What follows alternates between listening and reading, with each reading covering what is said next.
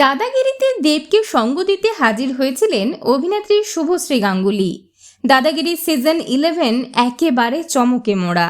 বর্তমানে সৌরভ গাঙ্গুলির পরিবর্তে দাদাগিরি সঞ্চালনা করছেন অভিনেতা দেব। একেবারে নতুনভাবে সাজানো হয়েছে দাদাগিরির শোটি।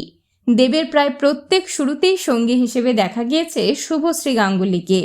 এবারেও তার অন্যথা হয়নি। তবে দাদাগিরির এই সিজনে শুধু যে সঞ্চালক পরিবর্তন হয়েছে তা কিন্তু নয়। এতদিন দাদাগিরিতে আমরা যে গান শুনে এসেছিলাম টাইটেল ট্র্যাকে, সেই গানটি গেয়েছিলেন অরিজিৎ সিং। এবার তাকে টেক্কা দিতে হাজির হয়েছে ঈশান মিত্র।